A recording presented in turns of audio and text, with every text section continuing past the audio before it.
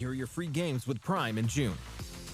Battleman and Beast for survival set in the Himalayas in the open-world action-adventure shooter Far Cry 4.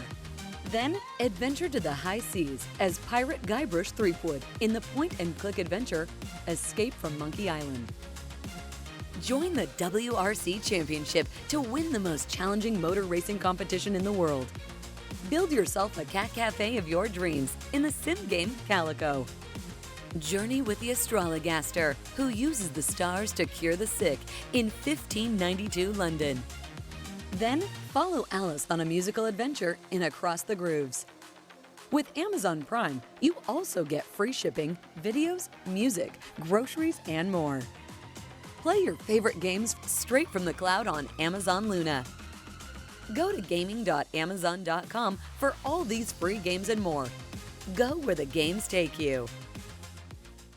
Welcome back, everybody, to Season 9 of the Smite Pro League, of course, powered by our friends over at Prime. Remember, with Prime, you get free games, groceries, delivery, all that sort of fun stuff, and access to free games every single month. Miff was just talking about Calico and how excited he is to channel his future in living alone with a bunch of cats. So you can do that now online with a Prime membership. So thanks again to Prime for powering us here in Season 9 of the Smite Pro League. The Catman himself, Mifflin, with me on the on the desk for our next set. What's wrong there, buddy? I own a dog. Oh, yeah. But, yeah, you're telling me in the future it's going to be a bunch of cats. Sure. I thought it was cool because you could, like, paint and stuff. And I'm a tortured artist. Are you? Yeah. I guess casting is an art form in some type of way. And you torture me. Facts.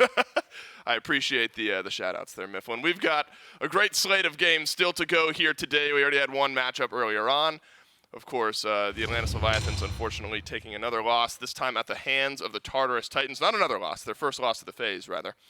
This time at the hands of the Tartarus Titans. Kings versus Valkyries, that's what you're watching right now. And then to end the week in the SPL, we will have Solar Scarabs up against the Oni Warriors. Scarabs versus Oni Warriors, I think, kind of a sneaky, really important matchup here, Miff, as far as getting the tone of the Scarabs. How are they going to bounce back? How are the Oni Warriors going to bounce back after looking a little rough in their first matchup of the weekend? So I think lots to be gleaned from that third and final matchup. But some here as well. When you look at Camelot Kings versus Valhalla Valkyries, Kings look consistent in their first matchup. Valks fall just a bit short of the finish line. Kings expected to be one of the powerhouse teams here this phase. Man, the Kings have just impressed me so much so far this phase and this year holistically. It feels like this is one of the fastest squads in the SPL to adapt to meta changes. I don't know if it's a byproduct of the theory crafting of their coach Biggie or if they just happen to be really, really good at playing the new stuff, but it always feels like they've got a firm grasp on what it is that they want to do. Be it, hey, we're going to play for that farm style, or be it, hey, we can play aggressive here. When do we want to look towards these objectives? How do we want to pace our match? Where are we going to put our initiation? It feels like no matter what the Kings are doing, they have a strategy, and they're always capable of executing on it. It makes it a very, very fun team to watch. And, well, when you're flanked by this much individual talent, namely this play right here, man, variety goes absolutely wild. Mm-hmm. You're able to execute on this plethora of different strategies. And when you've got different ways to approach the game, it makes it even more difficult for your opposition to plan for you. Hey, which version of the Kings are we going to get? Are they going to, play double hunter, triple hunter composition? I don't know, maybe. Is Captain Twig going to run me down with Vamana? I don't know, maybe. Well, then how do we plan for that? Can't plan for everything. That's true. Camelot Kings, very versatile. And we saw some of that in the Jade Dragon set earlier on this weekend where the Kings were able to find a win in 3 games over the Dragons. Dragons bounced back in game number 1 earlier on in that set. And then remember, the Camelot Kings in 2 straight games round things out, feeling good after their win. And it feels like this Kings team, Miff, poised to kind of take that next step, right? Where all through Phase 1 they found some success. Through Masters they found some success. Last year they were one of arguably the best teams in the SPL. Yes, sir. Feels like a team that is just ready to notch it up just that next little bit of competitiveness, maybe. I don't know the way I'm trying to word that.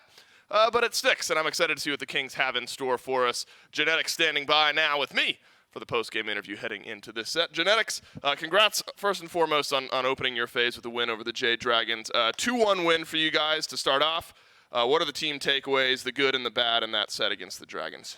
I thought we played pretty well. I thought there's a lot of things to improve on with us, like a lot of core map play issues, and I thought we improved a lot on that in that set. And it's just like playing our game and trying to push past our old style last year and just working on it a little bit more. Well, Mifflin talked a little bit about your versatility, adapting to the meta, things like that. Triple Hunter compositions have been very popular, throwing a Chernobog over in the solo lane. Variety's played, and again, in only the 3 games that we've seen, King Arthur, couple Ratatosker games. Yeah.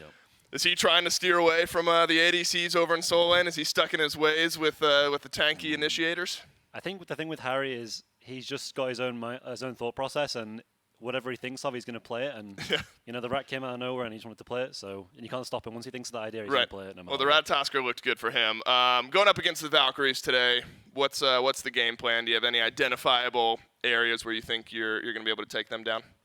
I mean, Valkyries are not the best team right now, but you never know week upon week when a team improves with SPL practice. So just play our game, and then hopefully they don't beat us. Yeah, focus on your strategy. Thanks for your time, and best of luck in your matchup. Cheers. All right, so Variety, but stuck in his ways, Myth. But when it no, but hold on. My takeaway, please, is that if his ways are good, right? The Ratatosker looked good for the Camelot Kings the other day out of the solo lane. So let's talk about now the Valkyries, a team that through phase 1, the storyline was new to the SPL. Finally get their whole team in for LAN towards the end of phase 1, get them in here for Masters. They make it out of that first week. Still plenty of room to grow.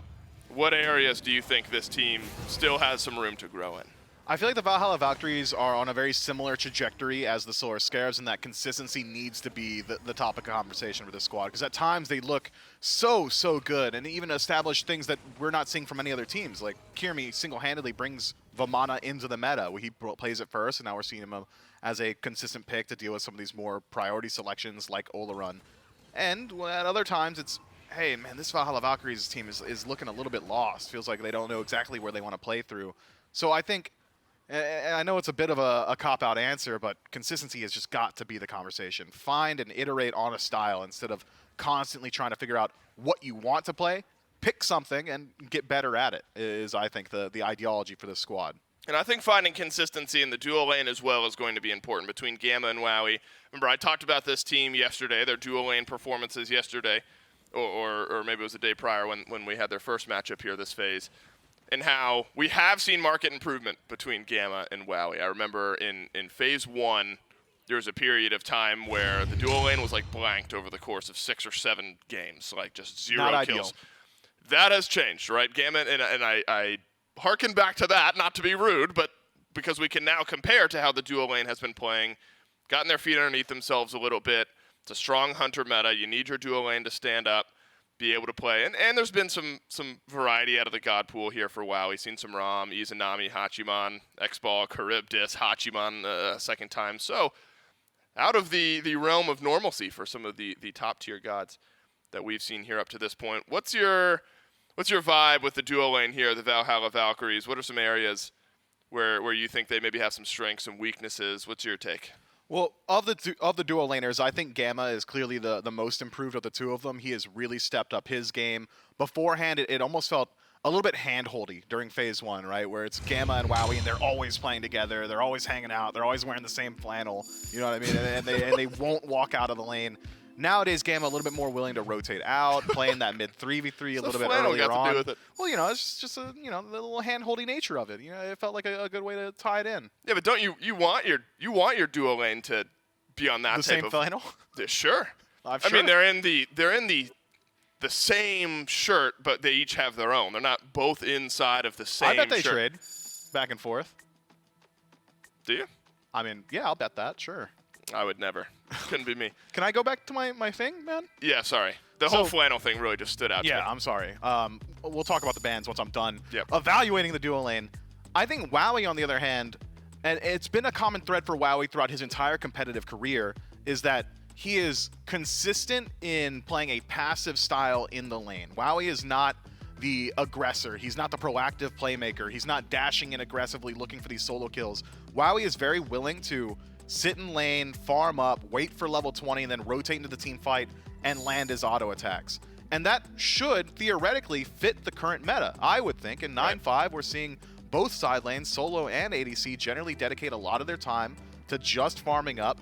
especially compared to 9-4, where Gold Fury was a major topic of conversation at around that 10-minute mark. Nowadays, Gold Fury isn't really the primary objective to be looking at in the early game, which buys even more time for your duo to just continually farm up. So you would think this is a meta that fits Wowie's style, but we haven't seen that built upon just yet. It feels like the Valhalla Valkyries are a team that really want to play that early game still, and it doesn't really play to the strengths of some of their individual players. I was wondering if the Valkyries, because Jingwei was left open, a couple of the other priority picks were left open, if the Valkyries were going to try to reach for those top-tier hunters. Uller, absolutely very strong. Could be for Wowie, could be also for Benny Q.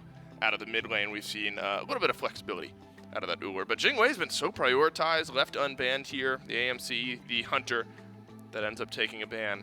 But the Valkyries, Myth, still feel like Uller is that top-tier priority pick. On the flip side, Variety, a bit stuck in his ways, maybe, as Genetics has said.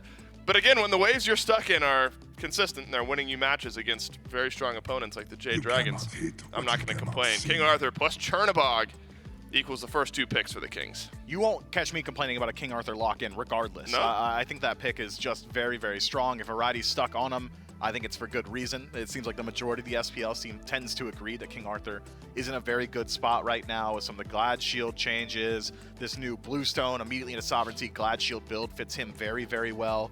With the Valks picking Uller in that first slot, it does indicate to me that it is likely going to be a double hunter composition, so King Arthur should be able to thrive in that scenario, and it is a double hunter, as Jingwei is locked in. A much more passive hunter as well, so that fits Wowie's style. He should be allowed to be left alone on an island, and then you're going to try and establish your pressure around this Ull, which I can only assume is going mid. Yeah, it should be. So we do end up getting back to the Jingwei for Wowie. Scale up into the late game, hit your auto attacks. It's what Wowie's hoping to do. Achilles we've seen once, Myth, and it was just the other day, just yesterday, when the Valkyries played against the Jade Dragons, and it was for Aquarius, a 1, 2, and 3 performance and a loss on the Achilles. On the flip side, Camelot Kings are going to finalize their dual lane with the Ymir. Fafnir banned out alongside the Oleron. I do want to go back to the Achilles, though, Myth. Are you rating this pick highly? It's not something we've seen a lot of the soul laners in the league reach for. Literally, it's been Aquarius one single time. Do you think there's some value? I think he's very good at establishing pressure. He's one of the best lane bullies. He can match up against King Arthur very well. King Arthur is not allowed to use that third ability as just channel damage as long as Achilles is maintaining his stun. You've got some sustain built into the kit, so you should be able to stick around and deal with that continuous poke that King Arthur's tossing out. But this Ymir selection, I think, is a direct answer to this Achilles. Fatal Strike, the execute, has a very large windup, a very indicated, telegraphed windup where he's up in the air, pulling back his spear. Toss a wall out. All of a sudden, that execute can't connect. I think this Ymir pick is very, very strong into the Achilles, and I am excited to see it. Well, and Genetics might be one of the most consistent Ymirs in the league. He is very solid on this pick. As a matter of fact, it's been 3 straight Ymir games to start off the phase for Genetics. This makes number 4. Loss against the Jade Dragons, and then, of course, 2 wins against the Jade Dragons. So 4 out of 4 games that Genetics has played this phase. And he's saying Variety is stuck in his ways. And he's playing 4 Ymir Wow, you're talking games. a lot of smack now that Genetics isn't in the room. That's crazy. Am I talking smack? That's crazy. I'm just saying. I I'm don't just know. saying. Yeah, you're questioning him. Yeah, I know you're just saying, bro. Go ahead. Genetics was saying that Variety likes to play what he likes to play. Yeah. And Genetics does as well. That's not a bad thing. No, Again, no, of course not. If my Ymir is as good as Genetics is, I'm probably playing Ymir 4 games in a row as well. Okay. Yeah, I'm just saying it's a lot of backpedaling after you got called out, too, so. What are you talking I about? don't know, just when did I ever say get a slide, Genetics' Ymir was bad? I know, no one ever said that. Myth, I don't. You said it with your eyes. You got some weight on your shoulders, but I think my cat adult life comment is like sticking with you or something. But hey, look, you accuse me of dying alone with cats. I mean, it's whatever, dude. It's how we open the desk. You brought this energy. Yeah, I never said that. I said that you're going to have a lot of cats one day. You were the one who filled in the blanks. Erlang Shen, the next pick for the Camelot Kings. And we had seen Erlang Shen a little bit over in the solo lane. Wondered how it would slot in with junglers here in the current meta. Apparently still some viability despite losing that knockup. Still have the 9 turns blessing and some initiation. Yeah, I like Erlang Shen blanket statement. Whether or not I like him in the jungle, not nearly as much as I once did. Having that knockup removed just makes it so hard for him to execute on his ganks in the early game. But an Erlang Shen with a lead is still feast or famine, can still absolutely dominate if he is able to get 1, 2 levels up. Nobody's really boxing up against this god. But looking at what the Valks have got, Jingwei is going to have a pretty easy time getting away from this Erlang Shen. Uhl can just throw out that axe immediately, and because of how the turtle form works, because of how the ferret works, it's pretty easy to stun that out and immediately disengage. Even Achilles, to a certain extent, can make sure that channeled ability doesn't really find its full value. So, curious to see the Erlang Shen locked in. And you're right to say that it is likely slated for the jungle, but there is some flex potential if we're getting King crazy Arthur with gonna it. go? Well, King Arthur's going solo. Oh, you're saying Erlang Shen could go somewhere else? I'm talking about this Erlang Shen support Ymir jungle. It's not going to happen, obviously, but it could. No, Captain Twig is too good on Erlang Shen. He's very good at it. 4-0-7 in the Game 3 win on Erlang Shen over the Jade Dragons. On the flip side, Valhalla Valkyries hope to add some burst damage into their composition. I would assume support, but then there's also Baron Samedi that we have seen support as well. So Cabrakan plus Baron, a little magical damage to finalize the draft for the Valks. Yeah, the 5-stack of the Valks is very potent. It's a new age standard in that you've got the double backline Uhl Jingwei that should be able to just stand behind this triple frontline composition. Achilles and Cabrakan very good at controlling space. Baron Samedi great at keeping your teammates sustained in some of these team fights, as well as initiating from a range. So combos that we can expect to see in a late game team fight is a pull land from life to the party, immediately Cabrakan spawns up a wall behind you and you're stuck there, right? You're going to separate the fight. Easily, Achilles will likely be acting as just the gatekeeper, keeping everybody back, making sure those walls stay up for as long as possible, all the while Jingwei and Uhl stinking damage to whoever's pulled in. So I like this strategy from the Valhalla Valkyries, but I am concerned. Just because of the 9-5 bonus changes, I feel like that style of play where you're just going towards Deathbringer, getting the Wind Demon, getting all that crit available to you early on, has seen some pretty massive nerfs. Deathbringer now down to 25% additional crit damage, Spectral Armor, all of a sudden so much more powerful as well. Another triple frontline composition from the Camelot Kings. If you're pulling somebody in, it's probably going to be the King Arthur. It's probably going to be the Erlang Shen. Right. If Ymir's around, he can just spawn a wall and make sure nobody's getting pulled in. If you're pulling in those tanks, they're going to survive for a good long while. I forgot that we had an Achilles locked in as well. How much intrigue do you really think there is here, Myth, as far as role flexibility? I mean, it seems like Achilles slated for the solo lane in Aquarius, because we saw that yesterday. Would mean one of Cabrakan and Baron enter the jungle, which I would assume would be Cabrakan and then Baron support. Does that seem like the most likely outcome to you? Most likely and most optimal, I think. And every time I've said that, I've been wrong in the actual placement. But if I had to choose the optimal selections for each of these gods, I think you got it right. Oh, thanks, Smith. Camelot Kings, they finished their draft with something that they have made work in the past. The Kukulkan on the back end of a 9-turns Blessing, Ymir Wall, Ymir Freeze, King Arthur Lockdown, things like that. This is a very tried and true style of composition from the Camelot Kings. Question ends up being, on the flip side, do you think the Valkyries have the ability to disengage, to get out of some of that setup that the Kings are bringing? They've got great survivability. Achilles CC immune in the ultimate, Jingwei the exact same way. Cabrakan doesn't always have to use his walls as initiation. He can use it as disengage as well. Slow immunity when you're channeling the first ability for him. Baron Samedi likely going to be the biggest question mark in the early game. Massive target on his back. Pretty easy to lock him down, but even then still has some additional movement speed and healing to survive some of these fights. I think the major concern for these drafts is ease of play, which has been a hot topic for me in particular. Yeah.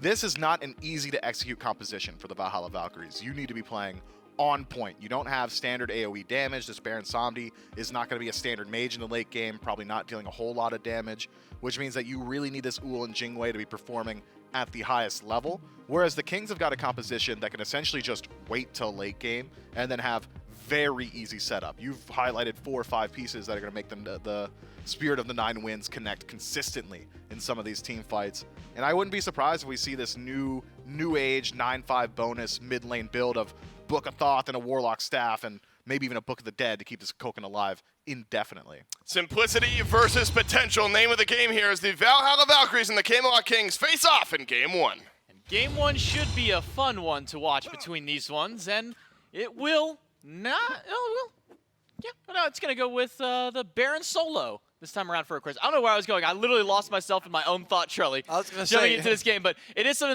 that you and I were discussing while the desk was going on. We were having our side conversation, and it really does feel like Cabrakan just fits Gamma's playstyle so much more often. We see Kirmi go more towards these warriors, more towards these assassins more often than not. Yeah, I mean, that's what I was going to say. I don't know why. I don't know how you got lost there, because this is what you said. You're It, like, it yeah, was. yeah. I don't know how I lost myself in my own thought. Yeah, Well, that's not too hard, actually. You were so confident in the Gambit bracket, and then it showed up, and you were like, wow, I'm good. But either way, Aquarius is not going for a Bumbus Hammer Baron start. It seems to be the Sands of Time is going to be his option. So not wanting to play for late game, not wanting to say I'm not going to have my CDR until level 20, which is a far ways away. The Camelot Kings farm the map so well, get ahead so easily. I don't think he wanted to gamble on that, saying like, you know, I'm not going to go for the Bumbus Hammer and hopefully we'll do things. I'm going to go Sands of Time and I'll do things right now. Also, teleport is going to be the option, so I would expect to see some ganks onto both of these solo laners. Variety, much safer on the King Arthur, but Baron with Sands of Time, that seems like a pretty free gank to me. And maybe good for your mental as well, Charlie. It is a tier 2 book out of BMT, so true. potentially starting this Book of Thought Thrush unless there's something wild they decide to pull out, like maybe early Book of the Dead or Soul Reaver. Just saying that there's a chance, but we're hoping that maybe for your sanity and maybe even mine, Big Man Ting's going for that early BOT rush. I don't think that there's... You said there's a chance, and the only chance that I see that BMT builds Soul Reaver or Book of the Dead or Polynomicon in that slot is that he misclicks and forgets about it and leaves the base. That's the only reason I could see him building any of those items in the first position. Book of Thought just so core on Kukulkan, and there's a lot of setup for it too. I know that the desk talked about it a fair bit, but Spirit of the Nine Winds is going to be chunking. Captain Twig and Genetics, and even Variety Soul can set up so much here. As long as the damage gets online, as long as you're not a little bit late to the party and you're not getting CC'd by the Valkyries, I imagine BMT is going to have some big ults to play for. And that was something that the desk was highlighting as well, especially between Dave and Miff. They were talking, you know, once this comes down to the team fights, one CC is that you really, the only thing that you're going to need to be able to set up for these Spirit of the Nine Winds versus on the other side, lacking a lot of that AoE damage. Gamma's going to have some with the Tremor, some with the wall, but not a whole lot out there. It's all right in front. Aquarius will have a single kind of long-range AoE damage with that Consigned Spirits. Otherwise, it's trying to pull one person into the coffin. So for the Valkyries, it really feels like they need to get the ball rolling a little bit earlier, because when it comes to these late-game team fights, it feels like the Kings will probably have that in spades. Yeah, and they have itemized for it as well. 2 blinks on the side of the Valkyrie, so early aggression certainly on the brain, but Genetics has a shell. Usually we see the blink Ymir freeze, but I think respecting the walls from Gamma, saying I might need a Phantom Shell early on. Ymir's very immobile, getting trapped, and then getting executed by the Achilles that Kirmi is piloting would not be fun. So I think Genetics wants that shell. Probably pre-popping the shell just in case, you know, the shell's not going to protect you from an execute. So you have to pre-pop and make sure your LFP doesn't get that low. I think it's going to be a solid bet here, but Kirmi is lurking around the left side of the map. Isn't quite level 5, but wants a gank. Blink in by Gamma. The Tremor slowing down Genetics. He'll get stunned out by the Achilles. The root is out. Genetics is not going to have enough defense. Even with the shell, it's not going to be enough. First blood for the 3-piece over for the Valhalla Valkyries. That was so obnoxious. I think Genetics almost ate the full duration of Tremors. If Gamma had more mana, I mean, it could have lasted. It lasted for a long time, but I think that was about to run out just how long that Ymir was stuck in the center there. They chained their CC so well. And again, the shell is available, and there's no beads to get you out there. The freeze was already down, and just a perfect way to make sure that Ymir goes down. So a little bit of pressure now going the way of Kirmi. Should be finishing that Golden Blade here shortly, or the Stone Cutting Sword if you wanted to go that route. I think Golden Blade just makes sure that you can farm so well. Captain Twig already finished that Golden Blade, has been farming pretty effectively, but not wanting to force any ganks just yet, not really seeing the opportunity to find a kill, because if you look at that solo lane, Aquarius is underneath the tower, and probably will be for quite some time. Yeah, Aquarius has not really been allowed to step up to the wave. Variety's just been keeping him bullied under there. Aquarius, unfortunately, with his teleport, didn't have enough gold to buy that full tier 3 Warlock staff just yet, so it's going to be some time before he gets his stacking item online. Variety will go back to base and pick up a full Sovereignty on his back, so 1 full item up for the King Arthur. It's oddly kind of the physical damage to go up against the magic that he's going with. I guess maybe to also deal with Kirmi in case Kirmi makes rotation over. Yeah, I think it's more so just no respect. Gamma is retreating over here, trying to find something, but a beautiful freeze. Genetics is only level 4, though. But Genetics gets caught inside the wall. Spirit of the Nine Winds won't find anything there. The coffin will drag Genetics back in,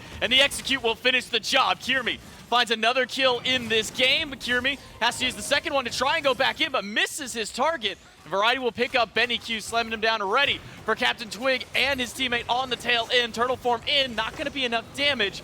And now with Aquarius still sticking around and back, the Valkyries will finally back away. Yeah, the Camelot Kings do have to retreat here. That's, again, only a level 4 Ymir. Not enough damage, not enough tank stat to try and survive that one. So, great answer for the Valhalla Valkyries. The gold, still very even at this point, the Camelot Kings. It's going to look like that for a while. No matter how many picks the Valks get, the Kings, they just farm the map so well. So even though we're seeing 2 kills go the way of the Valks, that first blood bounty, that's really the only lead at the moment. It's about 300 gold in their favor.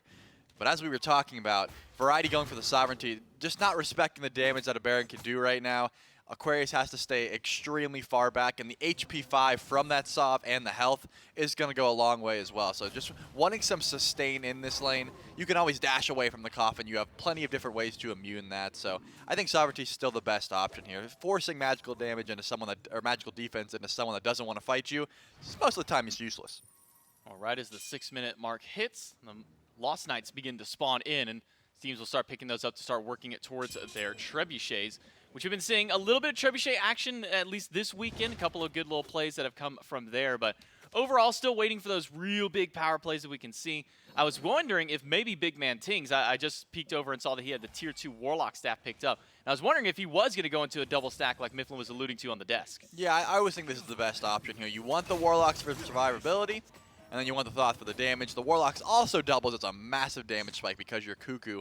So it's just going to work out very well. Didn't go for the Sands of Time, though. Usually we see like a stacking item, Sands of Time, and then Warlocks after the fact. But BMT just wants to get farm as much as possible. Sit in lane, not really rotate out too much. There's not much to fight over at the moment. When you see Kirmi's getting very active on the map, but the mid laners, they don't have any assists right now. We saw Benny try to get active on the right side a little bit, but I imagine they're just going to be sitting here in the lane as much as possible. And if you're going to be just sitting glued to your wave, might as well be stacking in the process. May as well, especially with how safe that Kukulkan can play under the tower. And talking about the golden XP differences across the board, it's basically negligible as far as the gold is concerned. XP, we're really only seeing it over in the support role. Gamma is the only one with any distinct level advantage, and that's just because Genetics has gone down twice. Genetics will spot out Gamma, trying to steal away a camp. Wall comes up to hold him out. Super the 9 wins just off the mark. Big Man Tings in danger and should go down. Good wall from Gamma. Will lock down the mid laner, and Kirmi will pick up his 3rd kill of the game, and now it's Genetics who can be accosted yet again, but he's got backup this time. Netroid is here, but low on mana. Gamma throws it out. Captain Twig here does find a good taunt, and finally, the Camelot Kings will find their first pick. Kirmi dashes out, but he doesn't dash far enough. Captain Twig finds the pin after, and now it's Benny Q surrounded by 3, has the leap to get away, but now with backup at a Wowie, the Camelot Kings will turn away. Yeah, looks like they're going for the red buff here. 2 versus 3, and no more backup is on the way, but not a lot of mana or health bars for the Camelot Kings. So the red will go down, and they will. The Valhalla Valkyries will have to retreat there.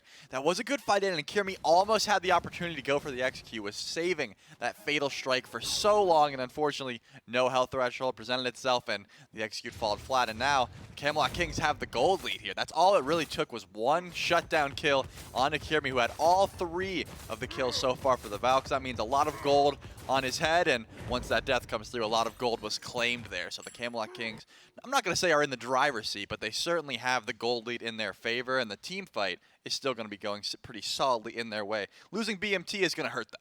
Yeah, it's never going to be a fun time losing your mid laner. It'll put him a little bit further behind on getting that Warlock staff picked up so he can get his set of stacking going on there. But one thing that you may or may not have noticed there, at least on the gold charts, every single time one of those kills pop through for the Valhalla Valkyries, spike themselves up about 400 or 500 gold up, and then immediately spike itself right back down to net neutral. And that's something that we always talk about with the Kings, is their neutral farm, being able to come back through, even losing team fights early on, or getting picked in the early deficits. They're always able to at least maintain parity, or in this instance, kill goes up, gold spikes up, and then it spikes right back down after. And now this time, the Camelot Kings have finally spiked it towards their side of the map. And that's something that's got to be super annoying, right? You work so hard. It's not like getting a kill onto the Camelot Kings is easy, but by the fact that you do get all these kills, and then you look up and you're like, we're still down in gold. We forced so much to try and find a lead, overstepped a little bit and dropped the kill there. Just one. And that's all it took. And obviously now the Camelot Kings are still ahead in gold, and the Valhalla Valkyries have even harder to work for to try and even that out and trying to find more avenues to find success. But with the way that Kirby's been playing thus far, I imagine not going to be too deterred. Tier 2 Hydra's already in the stable, so working hard to try and get more damage online, I don't think it's going to be too big of an issue. No, Kirby should be just fine on this Achilles. Still sitting even as far as XP is concerned in the jungle, but the XP difference that was between the supports earlier on, where Gamma had the lead up over Genetics, is now somewhat even itself out, but Genetics with a very slight advantage, about a half level up for the Ymir now, thanks to the help of getting the 2 assists during that team fight, and also not dying throughout that one does definitely help Genetics out. Okay, correct me if I'm wrong, but we see a new ADC build every single time there's a new team playing. I mean, the kin size rush from WoW, we saw a little bit of that from Cyclone Spin last game. That's not what I'm concerned about. Netrioid went for the Ichival, which we have seen, but now going into what I can only assume is going to be a second item Blood Forge, right? Because Devos has fallen so far out of the meta, going in second item just doesn't make sense to me. And this is what I love about this patch, man. It used to be just cookie cutter. This is the build. You're going Gilded Arrow, Dev Gauntlets. No one is straying from that. Then we saw the rise of the Cowl into Transcendence. And now we're seeing even more bow builds. So interesting. You never know what to expect, and it's hard to build against that as well.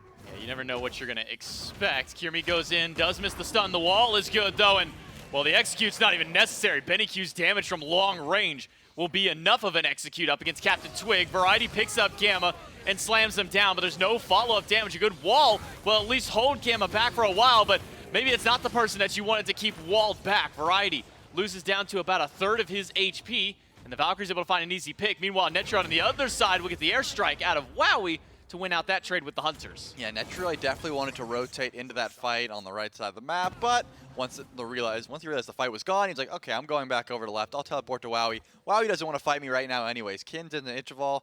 Unless you're getting some lucky crits from Jingwei, you're definitely not going to want to win those, and if Wowie's not leveling into it, not going to happen anyways. So Netrioid always is going to win those trades, and Wowie just has to use that ult to escape. Looking at a level lead in that duo lane at the moment because Wowie hasn't been able to clear that wave either way. So some good farming by Netrioid looking at where the map is right now. Still gold. Another kill in favor of the Valks, but still the Camelot Kings have that small gold deficit. I'm telling you, that's going to start to add up. Every time you see the Valks get a kill, they'll look up to that gold and realize they still haven't put a dent in that. Yeah, especially the fact that they're sitting with the 4-2 advantage. You see both supports standing by, wanting to make sure that Wowie gets his buff, the other one wanting to deny Wowie the buff.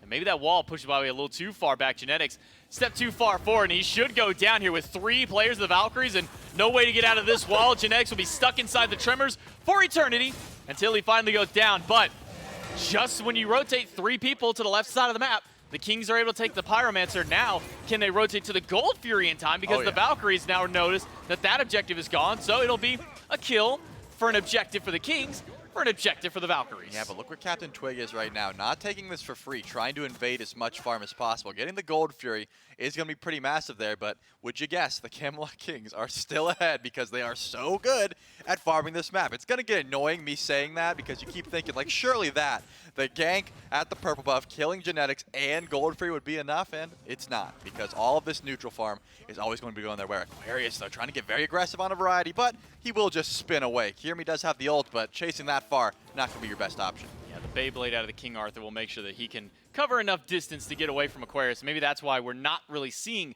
the beads come out of Variety. We're just seeing the teleports because Variety has plenty of utilities within his kit to be able to get away from an ultimate like that, from the roots out of Aquarius. So Variety will do just fine on this King Arthur in the right lane. Does have some magic defense online now. Second item, Genji's Guard for the Arthur. Yeah, the cooldowns are going to help you out a lot. The cooldown resets, I should say, are going to help you out a ton when you are just trying to get aggressive in lane or just simply retreat, right? Every time you use an ability and then Baron just tries to hit you with something, you're going to get even more of that value. And it looks like Netrioid did go for that Blood Forge. So just another build to add to the table of something that is possible right now. We'll have to see if it works out. Right now, I want to know. Aquarius, though, is getting dope. And with no ultimate because he used it earlier, this should be an easy pick for the Camelot Kings. Variety, credit to the kill up against the opposition. The 1v1 of the Hunters not going to go any further than just a couple of shots thrown between the two of them.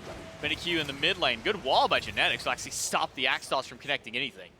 Yeah, Genetics has been the target more often than not on the Camelot Kings because Ymir is just so immobile. Now that the Sovereignty and the Spirit Robe is finished, going to have a little bit more survivability. I wouldn't be surprised, though, if we saw some sort of movement speed, something to help and try and escape because there's always going to be a chance that the Valkyries just try and CC down this Ymir, get an execute off to start the fight, then you're down 4-5. There will be a point, though, where the Camelot Kings say, you used all of that and all you killed was our support, we're just going to run through you.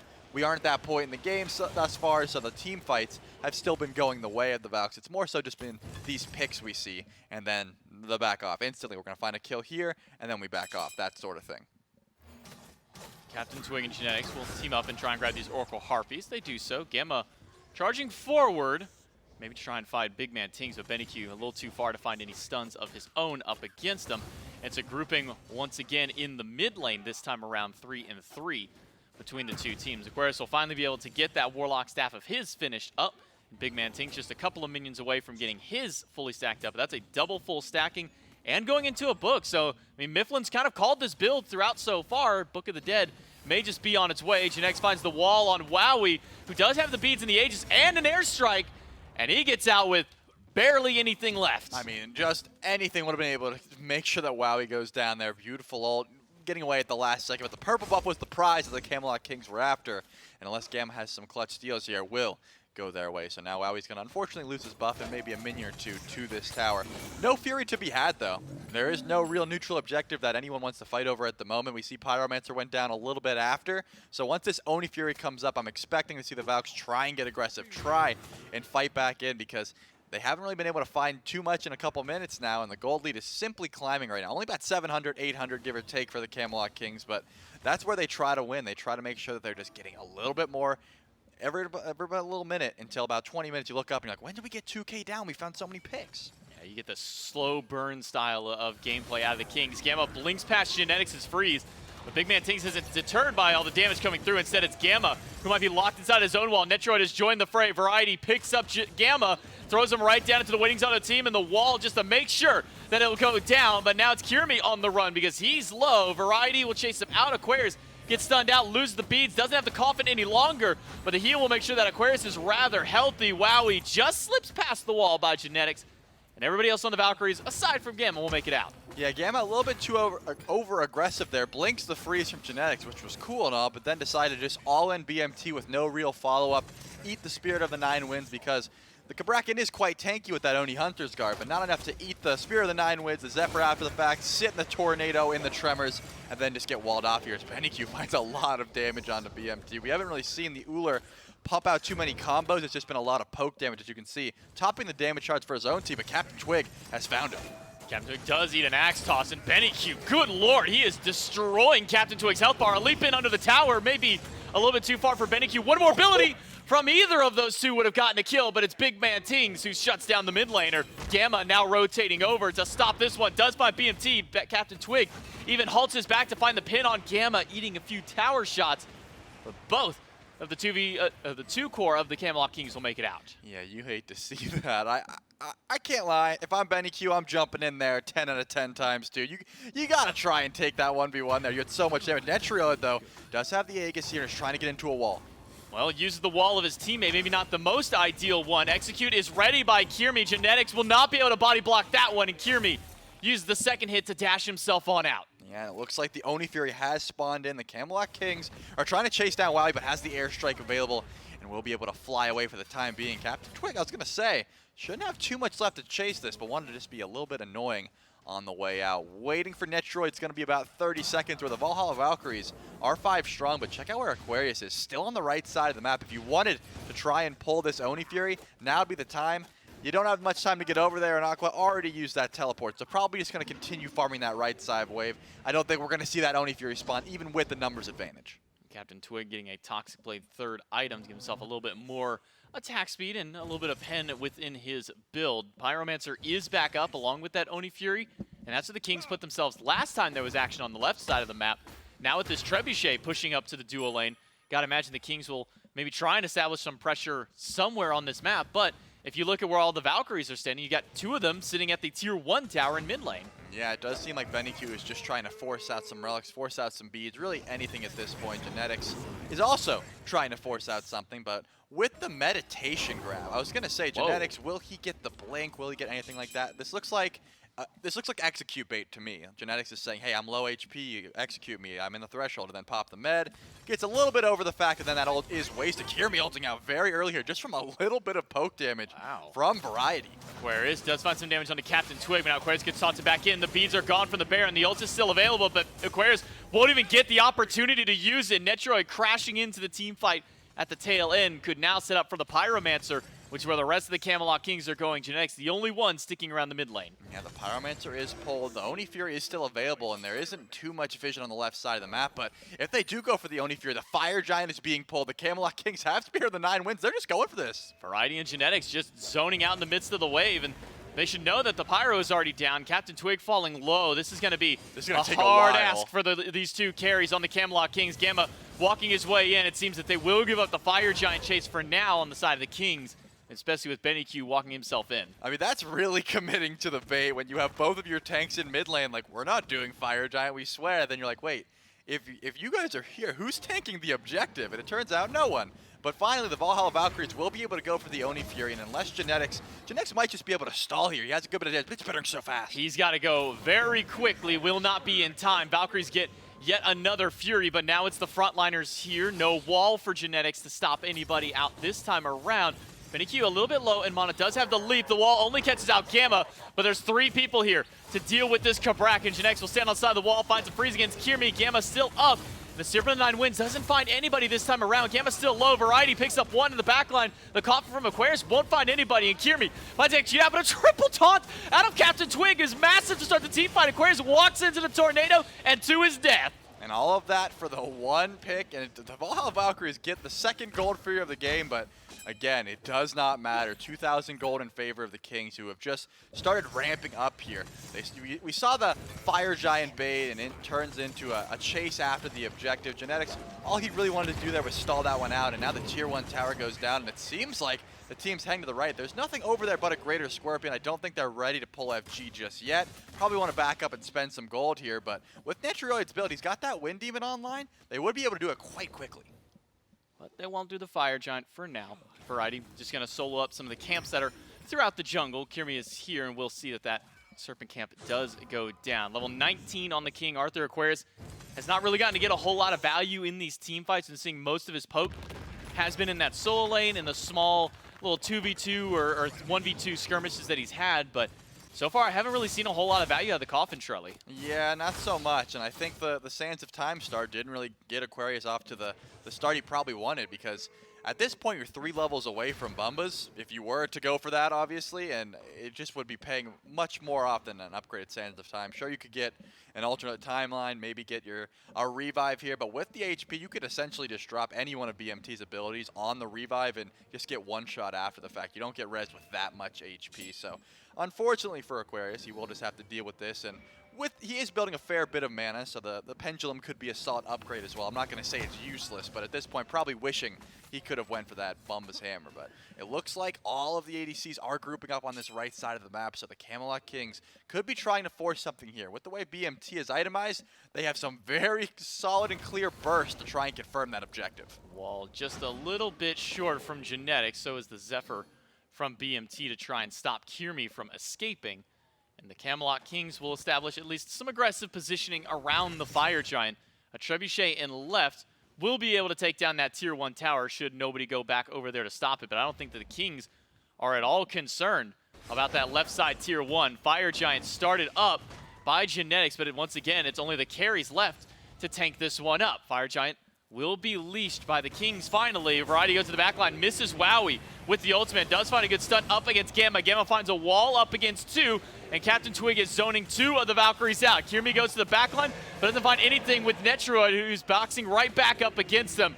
Nobody too low on either team. Netroid goes up into the sky, back down, and forces the ult out of Kirmi. Yeah, Variety was going to chase this as well and doesn't have a blink to try and help, and it looks like all of the Valkyries are just on retreat duty. They don't have to force anything because the Camelot Kings haven't pulled the objective. Spear of the 9 wins is down. They don't have a great confirmed tool anymore, but Variety's wrapping around. Genetics does find a stun against Benny Q. No beads available to him any longer, and no life available to the mid laner, and same for Aquarius. Big Man Tings finds another pick for the team, 2-1-4 for the mid lane Kukulkan, and the Camelot Kings can reset themselves on the Fire Giant. Yeah, I gotta give props to Netroid and Variety there. Obviously the walls from Genetics were clutch and making everyone back up, but Netroid just essentially chased down Kirmi by himself, made sure that Achilles could get no sort of value there, and then Variety has the clutch wrap around to just split apart that team fight. The Valhalla Valkyries wanted to stand as 5 united, wasn't able to work out, and unfortunately for them, will lose the objective in the process. So now it's defense duty as Kirmi is trying to split away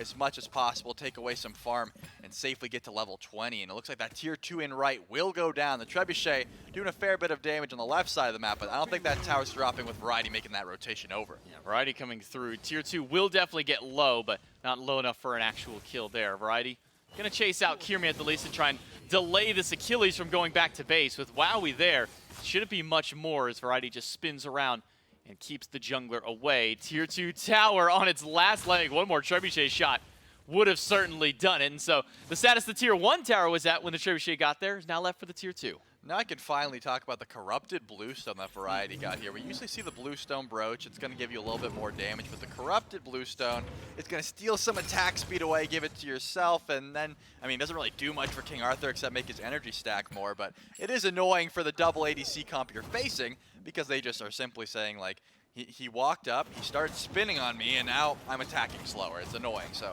Variety 4-0 right now on this King Arthur has been very disruptive in the backline. Has the Aegis in case he has to immune one of those executes, but as long as they keep putting pressure on Kirmi, the Camelot Kings have been very aware of Kirmi's presence. That's why we're seeing the meditation, the Aegis, that sort of thing, just saying, hey, we're not going to give you that threshold execute, and you're going to have to work for these kills. Well, Tier 2 and right went down earlier. Tier 2 and left, we left to the minions to close that one out.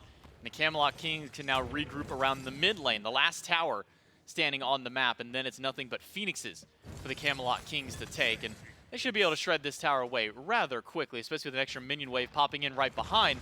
The Kings can now regroup themselves to maybe try and push one of these Phoenixes, and their eye of interest goes to the one on the left side of the map, the one furthest from the next Fire Giant. I am interested in Gamma's build because I was wondering, will he just go no auras this game, you know, just try and survive as much as possible? And he does look very tanky whenever he's up against BMT's ult, but looks like Gauntlet of Thieves possibly in that 4th item slot, but he might not get a chance to go for that because the Camelot Kings are here and they want this left side Phoenix. All 5, I should say all 10 players on the map grouped to the left. Genetics does find a freeze against Gamma, who eats a considerable amount of poke. The Coffin will not pull Genetics in, will not pull Variety in. Finally, one will connect, but the shells have been popped by the team to keep the Camelot Kings alive and rather healthy. Genetics, the only one really low on his side. Gamma has to back himself out. Good double knockup from Wowie. Variety goes into the back, finds Benekyu with the ult, and gets the beads and the Aegis out of the mid laner. The Phoenix, though, was not taking as much damage as the Kings had hoped, and it should be a retreat from the Chaos team. Yeah, the meditation was already popped, so they're not going to have too much healing here, but what they can do is send Variety back in to teleport back in with another full health bar. Look at the ultimates on the side of the Valks. It's just Wowie. That's all they have, whereas BMT, Variety, and Netroid are still able to use this, and they're going in. Variety spins to the back line. The wall keeps him and some of the Valkyries away. Gamma low, Gamma and Wowie both eat the Serpent of the Nine wins, so Wowie is now out of this team fight, and so is the Phoenix with one more good auto placement from the Kings. Finally, after an elongated team fight, a reinitiation, and Variety having to literally go back to base and rejoin, the Kings take the bird. And Netroid also had to go back to base and ult back in, so a few different health bars there. A great defense by the Valks. Of course, they would have preferred to not lose their Phoenix, but they didn't lose anyone in the process, and they only lost one bird. It looks like Fire Giant will peter off here in about 18 seconds, and then we'll get to see one more FG dance. In that time, I really think Wowie needs to just farm up to level 20 as quickly as possible, try to upgrade to Death's Temper or Death's Embrace, respectively, whichever one he feels will get more value out of. Since he's probably not capping in the attack speed here in this build, I'm thinking probably wants that Death's Temper. More healing, you know, more sustain, that sort of thing. It's going to help you out a ton when you're hitting these tanky targets. For sure. We do see 2 Spectral Armors picked up on the Valkyries to deal with the bit of crit that is coming out of Netroid, the Wind Demon Deathbringer. So some answer, at least for a couple of the frontliners, for the Valks to deal with that. None out of Aquarius just yet. He's got a little bit more damage-oriented in the build between having that Sands of Time from earlier, and then the Warlock staff and the E-staff. No surprises to the Baron build. It's something we've been seeing a lot of in this meta. Yeah, if he does go for the Pendulum, he's going to have a ton of cooldown here. I really want to see the alternate timeline come in clutch where just everyone's like, okay, Aquarius is dead, let's all go on. And then he just comes back and gets a massive ult or something like that. It doesn't really happen more often than not because he is a frontliner and it's hard to miss him if he does go down. He's usually one of the first people to die.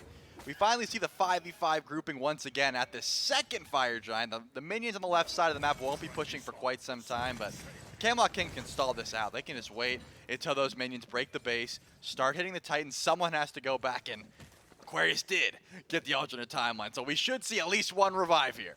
Well, It'll be a revive, but will it be a valuable revive is always the question with an item like this.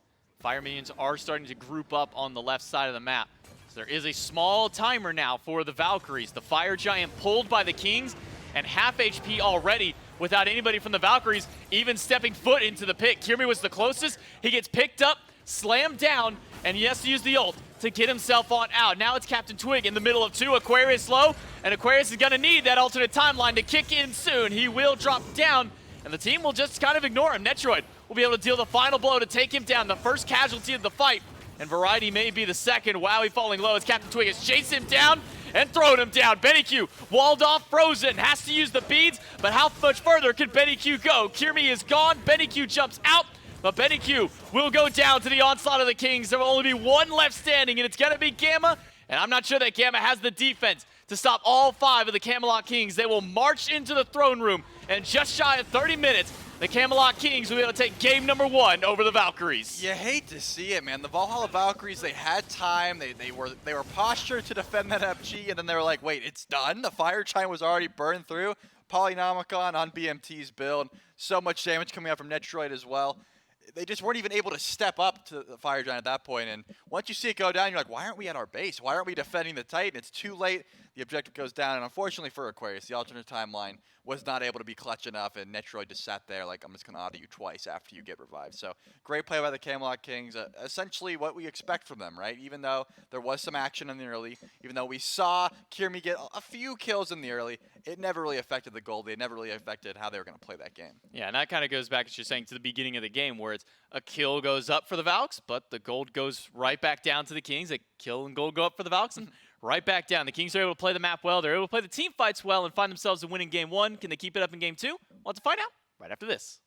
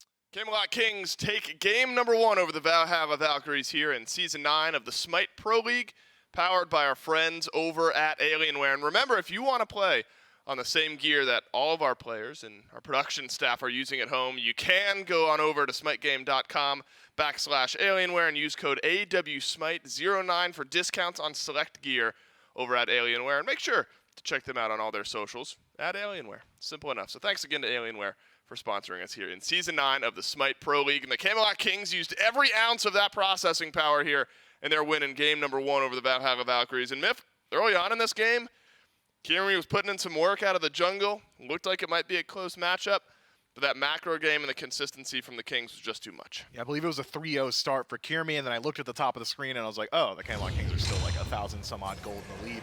And then from there, it felt like the Camelot Kings had just established the pace. They continued to farm. They weren't too concerned about the kills that the Valhalla Valkyries were getting, as the Valkyries were not quite able to transition them into a neutral objective or even a permanent objective in a tower to solidify their leads.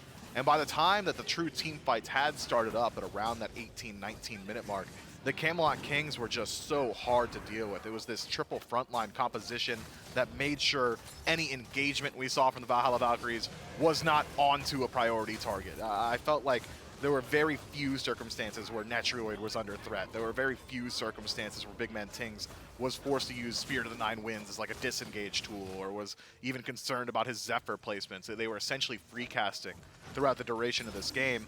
And that's by nature of the composition. We had talked about it during the Ps and Bs. Some of these best pieces that the Valhalla Valkyries had were immediately contended with and controlled by this Ymir selection. Yep. How many times did we see an impactful ultimate from Aquarius? I'd argue very few, maybe 1 or 2 throughout the game. Very often it was, hey, you're starting to pull, I'll throw a wall up. You can have your tick damage as they slide into my wall, and that was essentially the entire conversation in some of these team fights. Kirmi going for the damage style build as well, wasn't quite able to act as that front line that you would expect from an Achilles, and unfortunately for Gamma, he's a support, so he's just not very tanky when he doesn't have all his items. Pace just never got set for the Valkyries. 0-5 for Aquarius, 4-2 for Kirmi, as you mentioned. Miff looks good, but everyone else, bit of a rough game here for the Valhalla Valkyries. Just never got the wheels spinning.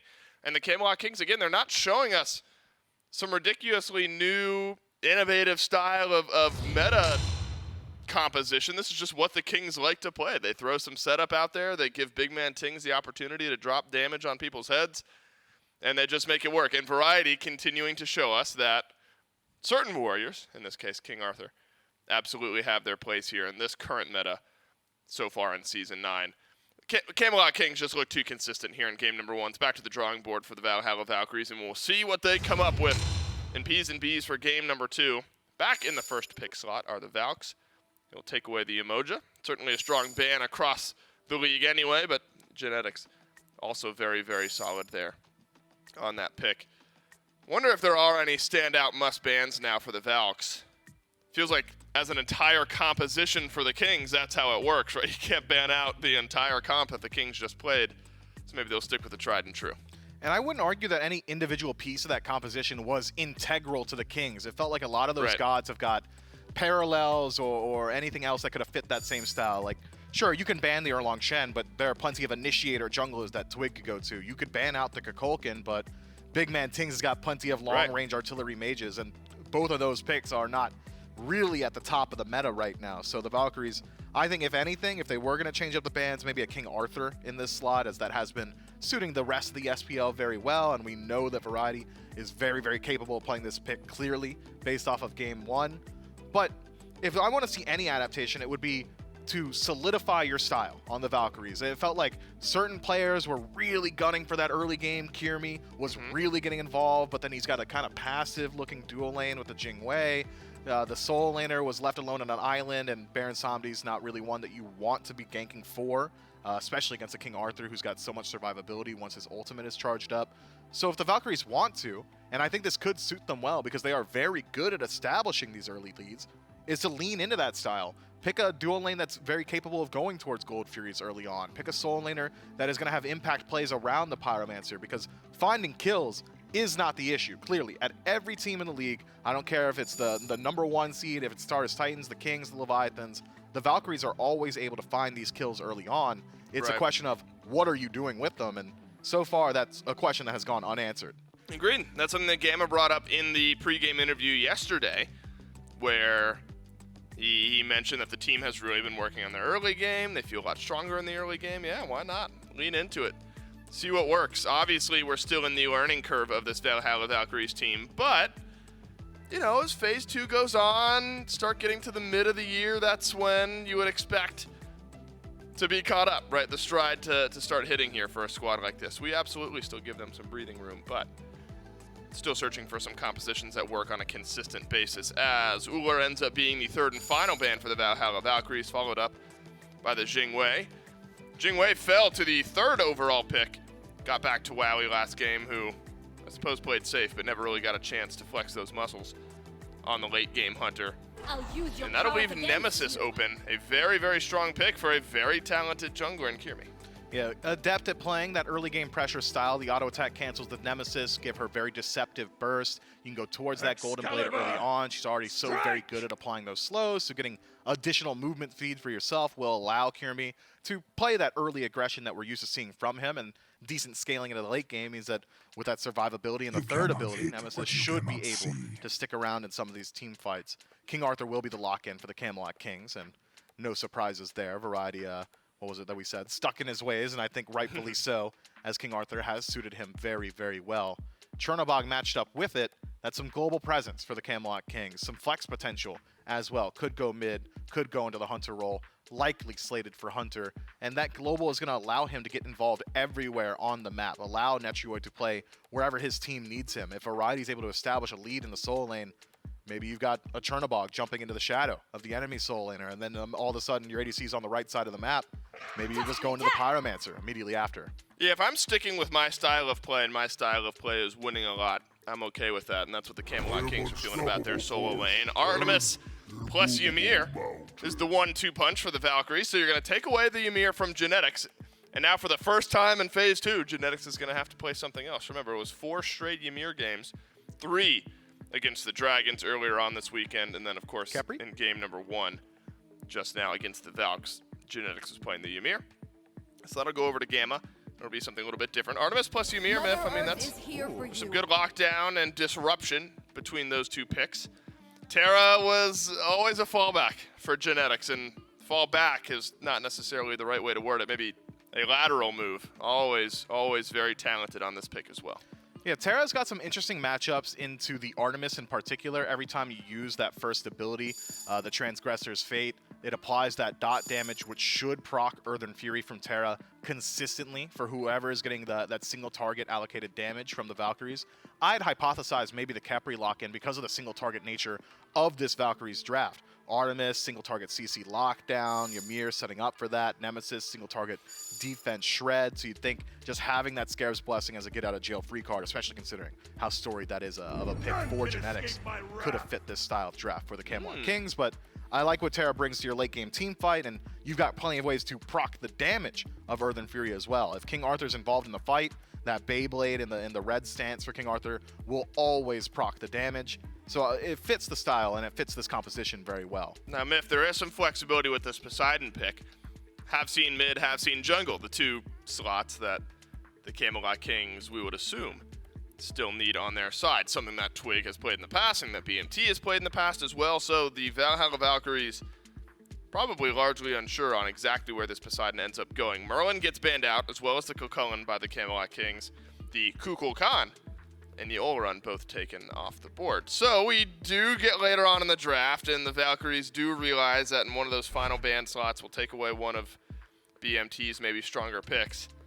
This would be interesting, Myth. Have not seen a lot of Mulan across the SPL in the last couple of phases, but if you're looking for lane pressure and the ability to compete early, maybe that's exactly what you pick Mulan for. And we've seen Mulan a couple of times in the SCC. Generally, it's like a Soul Leader style of build that allows you to play that lane bully, resustain, put pressure onto the enemy blue buff. So if the Valkyries are looking to play through that early game, Mulan will fit that style very well. But her late game scaling is a bit of a question mark for me. You have to go into that ultimate, it roots you in place up against what I would consider essentially a double hunter composition. I put Poseidon in that category. Could open up the door for some very big damage going their way. But looking at the Valks draft holistically, I really like what they've got here. They've got the potential to steamroll the early game. Ymir and Artemis have got great ability to transition in towards the Gold Fury as Ymir gets a pretty fair deal of damage throughout the early, as well as confirmation on some of these objectives. You've got a Heimdall as well, which should be able to rotate to either Pyro or Gold, depending on where he's at.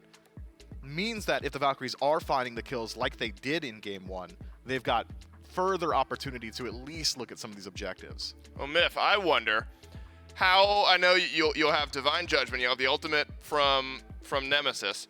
How worried are you about the full Fizz stat? I mean, of course you have Ymir, right? But Ymir's only going to do so much magical damage. Between Nem, Artemis, Heimdall, and Mulan, are you worried that King Arthur, Terra, maybe even Osiris could just stack physical protections and not take that much damage? I am. I hadn't even considered that. I'm very concerned about that, actually, especially with this Osiris locked in now, who's already so hard to shut down with the tether and the mitigations built into his kit. Quadruple physical could work in the past. Generally, when we saw that locked in, it was like an AMC or a Charybdis, gods that have consistent defense shred built into their kit as the hunters. Artemis and Heimdall don't really have those opportunities, so it's going to be really riding on this Nemesis to choose her targets well. Whoever gets hit by this Nemesis ultimate needs to die, and they need to die quickly in the late game team fight. This style of draft, now that you've shined a light on the quadruple physical, kind of tells me it's on a bit of a timer, right? Like with the crit nerfs and 9/5 bonus, with how strong anti-crit is now, spectral armor getting some buffs as well, physical defense really good with the Glad Shield style of build, and you better believe King Arthur was going Glad Shield regardless of how many physicals were on the side of the Valkyries. Now he's even quadruple dipping in that defense pool. It's going to be difficult for the Valks in a late game team fight, so it's all about that early. So, and Sovereignty has been a very popular pickup in the solo lane as well. Seems like a pretty simple item to slot in for one of the tanks on the Camelot Kings. Maybe Gamma just goes full damage on Ymir. Because we saw what? What? Why'd you say that? What? Why'd you say it? Oh, because he's the only magical. Yeah, he's the only magical. I see what you're saying now. Okay. Yeah, right. I was like, why would he do that? Okay. He's not going to, but he could.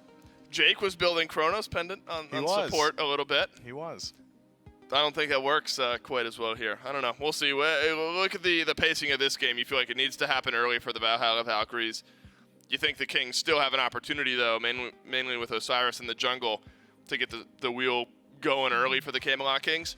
I think so. Anytime Osiris is on the map in the jungle, it's probably mannequins, which means you're probably looking to get pressure pre-level 6. Camelot Kings versus the Valhalla Valkyries. Game 2 kicking off. Thank you so much, Dave and Mifflin. I think it will be a tough point for at least the Valkyries to try and fight into the late game, as highlighted by the desk, for physical going up against the Kings. And no way to shred those protections, Trailer. There's not an AMC or a Charybdis to kind of shred some of that out there and deal with it. It is just going to have to come down to the raw damage output of the Valks. Yeah, and I also don't love the Ymir you have to be going in consistently, right? Because you're a pretty free target as well. I imagine Gamma has to be the first option to look at, because usually the Ymir is going to be standing right in front of you, right, trying to peel for the squad. So it's going to be hard to survive as this Ymir as well. I think the Spirit Robe first pickup here will go a long way. There is a ton of CC that the Camelot Kings have with the Kraken, maybe a few stuns or roots from genetics into that Kraken is to set up for it. So Gamma's going to have to position very well here, and they're going to have to get active early. I think Kirmi's got no problem with that. We saw him get active very early on last game on that Achilles. So certainly the play style he's been fit towards. I'm also interested in this solo lane, the Mulan. I can only think of Deathwalker playing it as of recently in the USCC. So playing it right now, Aqua's gonna have he's gonna have to show us something, right? Show us why this pick's not being picked, or maybe it's slept on. Yeah, we do see the double Bluestone start, and for now that's gonna favor King Arthur just because of how many more abilities he will have at each level compared to the Mulan. Aquarius is stuck right now at his tier 1 tower line, where Variety is gonna be able to get some nice and easy poke up against him between his ranged and his close-up damage. So for now, Variety will continue to hold that pressure in the lane, but Aquarius does have some natural tools to keep himself sustained by that second ability.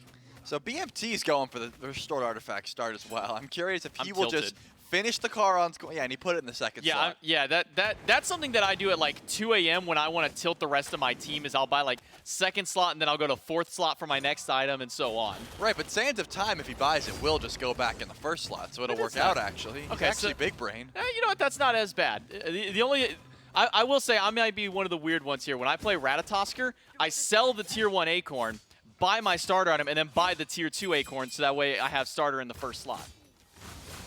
Huh. I didn't think about that. Nobody ever thinks that you can even sell the Acorn. I say that like, wait, you can sell that thing? Well, no, I knew I knew they added you could sell the Acorn because that was back when Speed Pot was a thing, and Right. you wanted to get the benefit of a 6th item, and you're like, I don't have boots anymore, that sort of thing. But selling it just so it looks better aesthetically is definitely an interesting one. And I'm just curious here. The reason I even brought it up is because we've seen sometimes where back right for a Sands of Time or the full Charon's coin right away, so you want to get those stacks online. And it looks like Captain Twig is over here on the right side of the map. Aqua doesn't have an escape yet. Until Aquarius is able to level up his abilities, his 3 is only going to act as an engage. It's not ever going to, he can't clip it to the wall and just, grappling hook out of there. So pretty free gank up until that point, but also not a lot of damage coming out of this Osiris right now. You have the Bumba Spear started in the tier 1 Katana. You want that Golden Blade online, but it's going to take a bit to get there. We are starting to see some of the downside of having so many abilities and so many ways to proc the Bluestone pin on King Arthur is aggro a lot of minions. Aquarius does have a couple of ways to stop some of those via the red Beyblade stance out there. Variety can be stopped if a good placed grapple comes from Aquarius, and that will shut down a lot of Variety's damage. Would you call it red? I think it's yellow and blue, is it not? It's isn't it like combo and something else is the actual official term for the stances? Well, I'm not concerned about that. I just think he's yellow, but I guess it does sort of look red there as well, huh? I never thought of it. Red and blue, yellow and blue, either one. King Arthur does have... They're all primary colors. Yeah, sure, yeah. It looks good. He's spinning around. It's hard to deal with. Doesn't have beads, that sort of thing. We get it. Either way, I think it's going to be an interesting matchup there. There will be some brawling to do, and if Aqua gets the rotate to these team fights, at least pretty... And he did back for the full Charon's coin. I had to stop my thought right away, because that makes sense in my head. That, when you want to back and get that Charon's coin online right as possible, you want to try and get maybe a cheeky assist, a stack here and there. It's going to work out. So thank you, BMT. You've helped out my brain especially.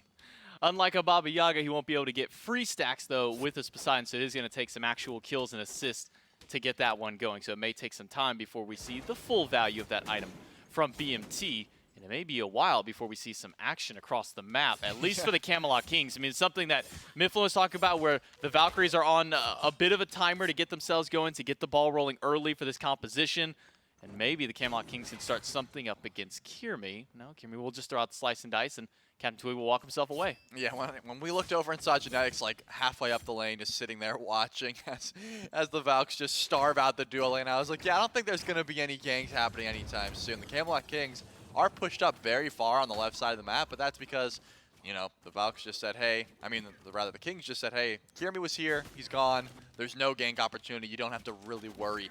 They hit level 5, Netroid quite hasn't ticked over, and now we'll finally have that ultimate available, but still, no form of aggression here. You're looking in, Gamma hasn't even backed yet, neither is Genetics, so plenty of buffs you're probably looking to get in your build, trying to, get some power spikes online. It's just not going to happen yet. I have to keep my eye on Kirmi and Captain Twig, where they are on the map, where they are in their builds. Right now have both finished Golden Blade, so the kill opportunities have presented themselves. They are going to be clearing very quickly, but still, both on the right side of the map at the moment.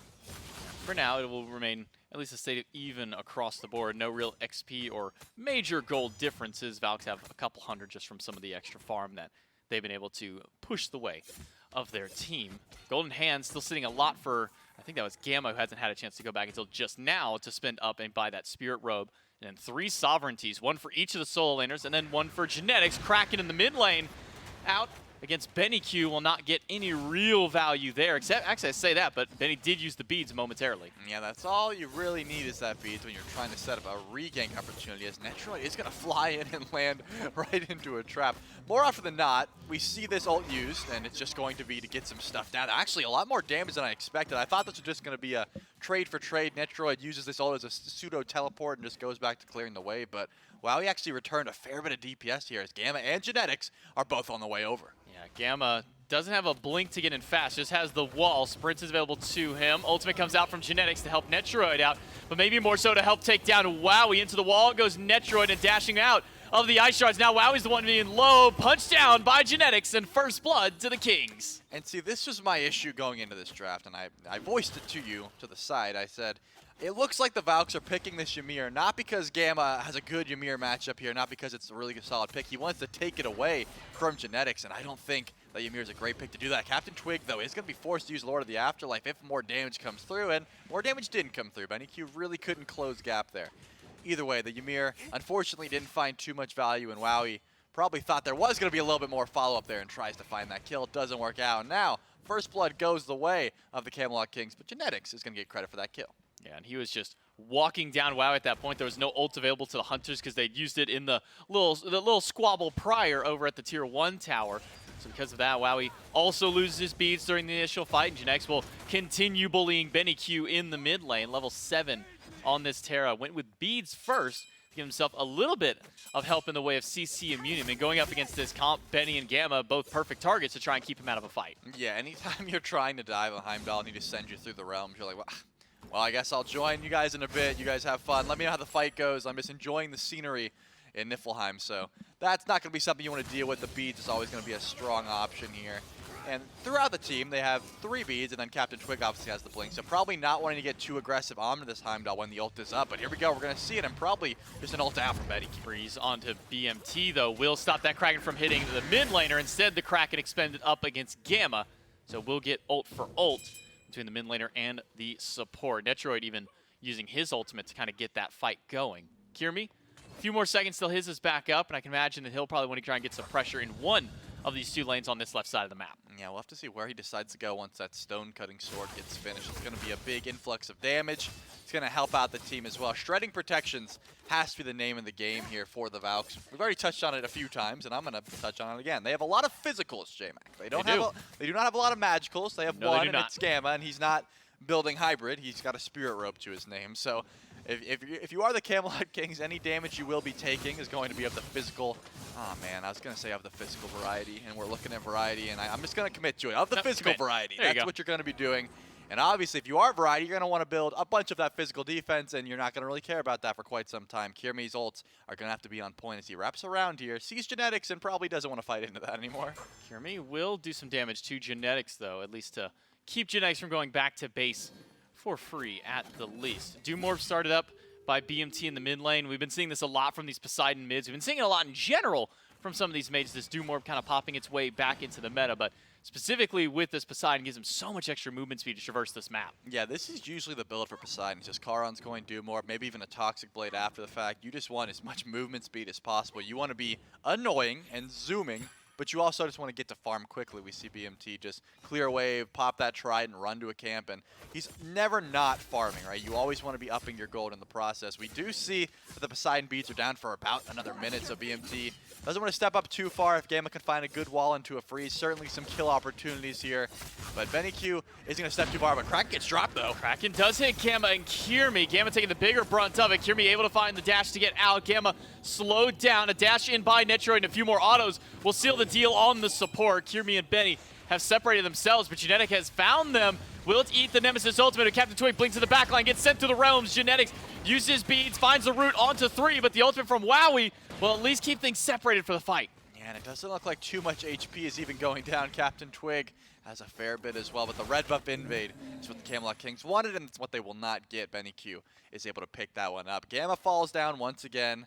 Not once again, actually, the first time. His kill opportunity is there as well. He's going to be running here. The tether falls off, but a good clap from him. One more hit from something, from anybody. No, Wowie is going to find his way on the fight. Kirmi reinitiates, but he's already used pretty much the entirety of his kit to get back in. Gamma and BennyQ on the way. The Kings maybe not recognizing this until it's too little, too late. BennyQ finds Captain Twig, slows him down with the Gallarhorn. Kirmi will take the tether right then, but now that big man Tings is rotating over, somehow Wowie makes that a fight. Somehow the Kings make it out, and Gamma is being just bullied by Genetics at this point, stuck between a wall, and a Terra. He was there for so long, too, and obviously no one was rotating in. I think Gamma, I saw Gamma's face cam, he's just like, really, man? How long are you going to waste my time? And Genetics is like, you can't help your squad if you're here. BennyQ takes a lot of damage here. Just a title surge will do it, but it looks like Variety has the wraparound. Variety will dash in. The Kraken will not deal the final shot, and they've given up the chase on BennyQ. Now it's over towards Gamma instead. Picked up by Variety, dropped into the whirlpool,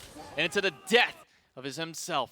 Big Man Tings picks it up. Yeah, now I can say, once again, Gamma has fallen. This Ymir, just such an easy pick right now. Even with the sprint, it's not going to be enough to get you away from the CC as the Camelot Kings are pulling this Pyromancer. The Ymir is here, but not going to be enough burst. It's going to be the clap. Aquarius tries to get in there, but it's not enough damage. Now he's used his way of getting out to get himself into the fight. All 5 of the Kings are around. Lord of the Afterlife will stop Aquarius. He does find an ultimate, but stays in place to try and fight back, and that may be too little too late for Aquarius. He will go down to Variety, though BennyQ is here, and it's pumping out a lot of damage. One goes through the realm, one goes to the coffin. Netroid fighting back, but is losing the trade out. BennyQ finds a double before he goes down. Big plays from BennyQ there, able to answer back some kills. 2 going his way. There were so many yellow numbers in that fight as well, with all the Golden Blade procs and the kin size procs going through.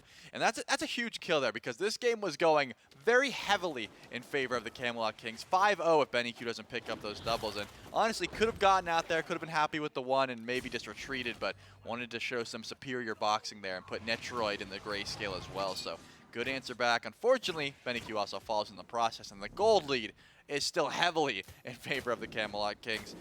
The Des touched on how the Valhalla Valkyries are on a bit of a timer here with so much physical damage, and this isn't how you want to be playing this matchup. You want to be ahead going in right now, and you're still not in the greatest position, but still finding some avenues to fight given the circumstance. And I'm wondering, and I'll pose the question to you, Charlie, with how much physical defense is up here, there's not a whole lot of ways outside of building your own style of penetration to kind of deal with that. Is there somebody on this Valkyrie team that could maybe go for one of those executioners to try and help them out? We'll get to that question momentarily. Aquarius stuck inside the Fire Giant pit, the emblem to try and slow down the Camelot Kings, but Aquarius will make it out. So I'll pose it back again one more time to you.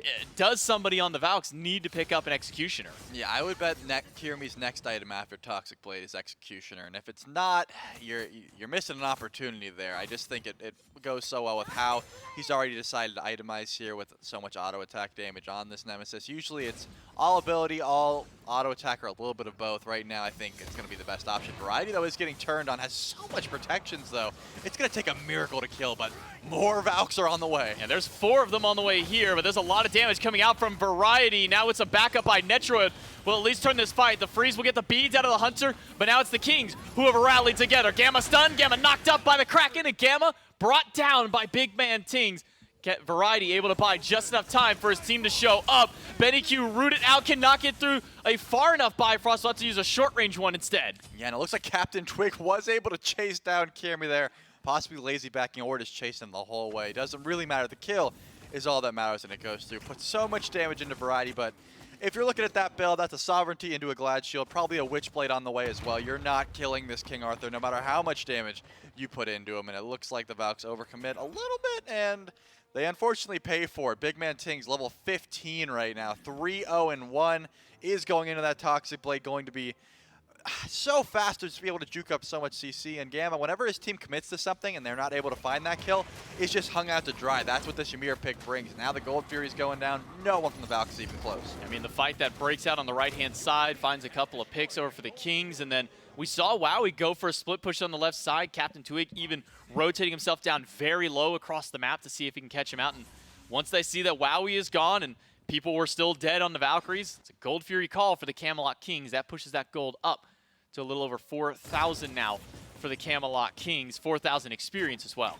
Yeah, they're in the driver's seat here. It's all about the Valhalla Valkyries trying to find a pick and then the re-engage from the Kings. Of course, the Kings are able to force stuff if they want to. They can force fights, they can force objectives, they can force whatever they want, but the Valks are trying to get active here. They're trying to find just any little avenue they can use to climb back into this game because they recognize how little damage they will be doing as the game goes on. And Kirimi is on that left side of the map trying to invade the purple buff here. Netroid will unfortunately lose that one, but Genetics and Captain Twig are on the way. Gamma does find a freeze to Netroid's ultimate. Netroid will crash back down. And it's a 3 versus 3 now with Big Man Ting's on the way. Captain Twig low, but will use the Lord of the Afterlife to get himself out of the fight. Now joined by Benny and Big Man Tings. It's a 4 versus 4. But the Valhalla Valkyries will back away as the Camelot Kings retreat to base. Yeah, Aquarius rotated over. Variety also followed suit here, trying to see if they could get active. But there's no objective here, J-Mac. There's no Gold Fury. They just want picks. And the Kings know that BennyQ is back in the mid lane because he Bifrosted it away. Kraken hits Gamma, and Variety finishes the job with one more swing. Aquarius picked up, slammed back down. but the rest of the Kings are a little far away. A good root from Genetics will force the ultimate from Aquarius. He'll turn around for the knockup. The stun off the mark by Genetics, and that should be the disengage now for the Kings. Yeah, Aquarius is able to live there, but Netroid was just pushing up this wave the whole time, and unless Aquarius has some juke shoots, he's going to be in some trouble here. All 4 members are around. Captain Twig's pushing mid, but Aquarius, his HP's falling, but very slowly. Genetics is very low in this fight. A couple more good autos would be enough to take him down, but the shell will make sure that this Terra gets to walk out. Kirmi has rotated back over, but how many boxing matches he's willing to take when there's multiple Kings around? Kirmi already down 30% of his health, just walking through the jungle. He'll meet with 4 of the Kings, diving into the pits, gets stunned out, and gets burned down for walking right in. BennyQ and the rest of the team are here, but Wowie now does not have his Aegis, does not have his beads. BennyQ sends 1 through the realms, but Wowie doesn't have any defense left. BennyQ managed to find at least 1 in the fight to help them out, but Captain Twig's got his ult to get out. Yeah, and it looks like the Valhalla Valkyries are trying to chase this one down. Variety is the closest, but nothing else left to close the gap. Sprint not up for Gamma, about 15 seconds. And again, that was over no sort of objective. The Kings just wanted to get aggressive, wanted to chase down the Valks for overextending. It took a while, and they got a fair bit of kills, but they only traded down 1, and now Genetics will be spawning back in about 8 seconds, whereas the Valks, they've got about 20 seconds for Wowie here. Pyromancer is up, and that's exactly where Netroid is. He didn't go back to left lane to push some waves. He went right to that objective, trying to push this lead even further, trying to just get as much gold as possible. This is how the Camelot Kings play the map, and 8,000 gold, give or take, heading their way. Yeah, a little about 7,000 right now for them, and it's only going to keep climbing, J-Mac. The Fire Giant has not even went down. You're looking about 20 minutes in, they probably be looking to pull that one. And we're talking about how Gamma has not been able to really get much from these team fights as a whole, as kind of the lone initiator, the lone magical damage. He's really depending on these physicals to deal the bulk of the damage. Variety will get pushed around, but Variety will be fine. He's got triple Fizz Proton working on a robe of his own. Fire Giant looked at by the Valks, obviously not going to be started up, but they're all 5 of them waiting around. Let's see this gank, guys. Let's see you try to kill Variety here. I'm interested. They're going to put a lot into him. He's got a lot of HP. It's going to take a bit. We'll see if they're able to do it. Well, as soon as Gamma lands down, he's hit by a Kraken. Variety does go down. It takes 4 of the Valkyries, and a commitment from Wowie's ult. Genetics will find the dash out, and maybe this is how the Valkyries find their way back in, is to just snowball 1 person at a time. Yeah, they were able to do it, and it looks like the Camelot Kings didn't have much help. Netroid said, I'm staying over in left lane. I don't want to use my ultimate to join that fight. Captain Twig, also full HP, but says, good luck, man. You look pretty tanky. I'm not going to join that fight either. Trading tier 2 towers, not going to be the biggest issue if you are the Camelot Kings, just trying to keep that gold net even now. Captain Twig's going to have to worry about Kirmi, and Kirmi is going to have to back up because it doesn't really need to fight into that one. Someone's got to back to defend the possible Phoenix, but Captain Twig is boxing with BennyQ. Say that, but for now, Netroid has left the left side of the map and has moved towards the mid. He's got a Trebuchet pushing up with all the Valkyries on the way. He'll let the Trebuchet finish the job alongside the minions. So through all that fighting, it's a 2,000 gold swing that's able to go at least to the Camelot Kings because of that. It doesn't fully reflect as they've only gone up to that 7K mark, but being able to take a tier 2 and a tier 1 all the while, Netroid doesn't need to be a part of these fights. That's what I'm saying. I mean, it was a good pick, but it doesn't really net anything. This Oni Fear would be massive, but the Valhalla Valkyries somehow got this. That would be a stepping stone in the right direction, but the Camelot Kings were here when it spawned. They're grouped as 5, and it's going to go down pretty much very quickly, but it looks like no one from the Valkyries are even going to step up to this one. They're just going to go for their buffs, because that's where the Camelot Kings would head next, right? If there was no one showing up, they could say, hey, is that purple buff up? Is that red buff up? Not going to be the case, and they will just be able to back up here. With the pressure from the Oni minions, would not be surprised if I saw everyone posture towards the right side of the map. It looks like that's where they're headed now, just making sure they're getting as much farm as possible, and then able to pull that Fire Giant. You can see at least a little bit of separation in experience, mostly in the mid lane. 2 levels up for Big Man Tings on the Poseidon. Did go with the Bumba's Dagger to start the game out, so Bumba's Hammer can easily be on the way for this Poseidon once he does hit that level 20 mark. Netroid going with that same style of build from last game. Iqbal into Bloodforged, now Silver Branch, and then Wind Demon. So delaying the crit just a little bit, but not much longer. The Camelot Kings will set up some wards around the Fire Giant as it's the last objective standing on the map. Netroid frozen, pulled back by the grapple, dashing with the help of the wall, but Netroid's got to get up into the sky quickly. He does so. Kirmi uses the beads and the blink to get into the fight, but he's got to get himself out. Aquarius is fighting against 3 in the back line. He doesn't have very far to go. The Whirlpool will seal the deal. Variety stuck against the wall, but Variety is going to fight back until his dying breath. Wowie is the one who puts him down. Yeah, and Captain Twig is very low here, and Gamma's trying to be the sole initiator because Aqua's gone.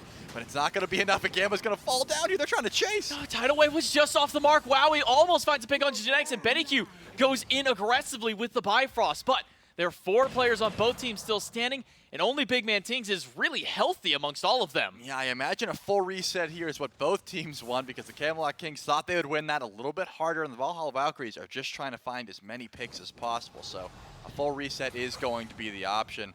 And I'm surprised that it looks like Variety has been the target more often than not since these fights have been getting a little heated. Trying to put all of your damage into Gamma isn't the best option, even the Camelot Kings have recognized that. They've put some damage his way, surely, but once Kirmi was able to finish that Executioner, once the Silver Branch Bow came through, a lot more penetration on the side of the Valks. They've been picking their targets quite well.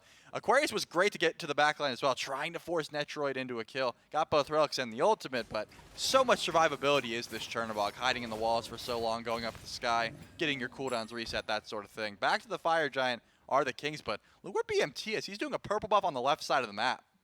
BMT nowhere near the rest of the team. So it does feel like as this team fight is going later, it's going to depend a lot for the Valkyries on who Kirmi decides to set as his target. With that Executioner, with that ultimate, can steal away a lot of protections from one of these tanks. We're seeing Variety, even though he's got all this physical defense stacked up, it's not going to do much when you're squaring off against the Nemesis. Fire Giant started by the Valkyries. Genetics will be fine thanks to a Kraken coming out from his teammate. Gamma and Aquarius both thinking the brunt of that. Captain Twig dives into the backline. Tusky comes out. Genetics is low. One more hit will take him down, and it's BennyQ who finds the credit for that one. Shard of Ice is good by Gamma, at least delay a little bit longer. Netroid crashes back down, and Variety from the Realms has returned to the fight. But it's a 5v4 for the Valkyries, and now with the Frenzy popped late into the team fight, the Valkyries are going to keep this one going. Wowie finding the pick. Yeah, it was a beautiful wall by Gamma, and then Wowie just keeping the trap there. There's only one way for Netroid to go, but finally the Fire Giant is going to be started up here. Remember, BMT does have Bumba's Hammer. A Kraken could come back up here, but Twig did pull. Captain Twig gets pulled back in. The Whirlpool isn't enough to save him, but Variety does manage to find one. It's a 1-for-1 in the second round of the engagement, but Variety's doing a lot of damage. That's a second one down. Big Man Ting's credited this time around. And the Whirlpool just off the mark. Only 2 alive now on both squads. And Big Man Tings is getting close to that Kraken coming back up. If he can find one person to grab, but Aquarius makes it back just in time. Yeah, unfortunately for BMT, did not have the vision that we had, knowing that Aquarius is backing with about 1 HP there. This is what you have to do on Poseidon with the Bumba's Hammer build. Just throw out your Kraken at the beginning of the fight, then everyone drops their guard. Throw your ability, start auto attack, and then you get a second one off. Unfortunately for BMT, was not able to find that second Kraken. Was very close, and obviously is back up now. But great fight back from the Valkyries. The walls from Gamma have been on point. Since he's got the protections to survive these fights, has been very on point with just walling off the team, the carries of the Camelot Kings. As Aquarius walks up here, and I imagine this would be a reset, but so far they're just committing to this. They are. Variety is here to try and deal with Aquarius. Netroid is on the way. Fire Giant has gone down to half HP just with Genetics and Big Man Tings by himself. BennyQ Bifrost into the backline. That's his safety in and out of a fight. The Kraken is not going to be enough to secure it. The Valkyries have stolen the Fire Giant away, but can the Valkyries find a way out of this team fight? Aquarius will not. He gets put in the grave. Gamma goes down into the ultimate. Big Man Tings credited for 1. Netroid credit for the second kill. It's now Kirmi on the run. Captain Twig has the ultimate and will find the route onto Kirmi. Wowie has got Tusky to try and bail out his jungler, but he won't be enough as Netroid finds the double. Yeah, BennyQ teleports to the backline to confirm that Fire Giant, but the Fire Giant is about all the Valks have to their name, and a level 19 Artemis that's trying to get back to base as quickly as possible. BMT doesn't have much mana, but enough to get this right side tower. The middle tower will also be going down. I'm not surprised if they go for the end here. They don't have a lot of mana or time on their hands, but it could be close, J-Mac. It's gonna be a close one. 17 seconds till Aquarius is back up. 20 for Benny and Gamma. It seems the Kings may just have to settle with only taking a couple of towers and just the right side Phoenix. Aquarius back up in a moment. Wowie halfway until his ultimate is back up. Camelot Kings won't settle with just one bird. No, they'll rotate a couple over to try and deal with this mid bird. They're going to need a little help from Netroid to make sure that it goes down. But what a swing. They lose the Fire Giant for the Kings, but they've taken 2 towers and 2 Phoenixes with it. But Wowie's got fire.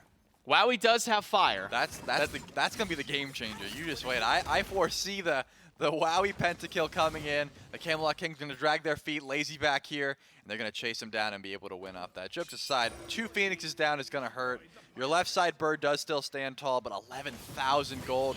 There's a 7-0 Poseidon on the other team that probably has about 3K gold in hand at the moment, just ready to spend whenever he needs. Yeah, about just exactly 3K. Man, I'm good. And the Primal Fear will go down, going even farther. So the upgraded relics are coming through as well. It's just looking very good right now for the Camelot Kings, despite a clutch steal on the fire by Benny. I saw the massive teleport in, and I was like, what's he going to be able to do with this positioning?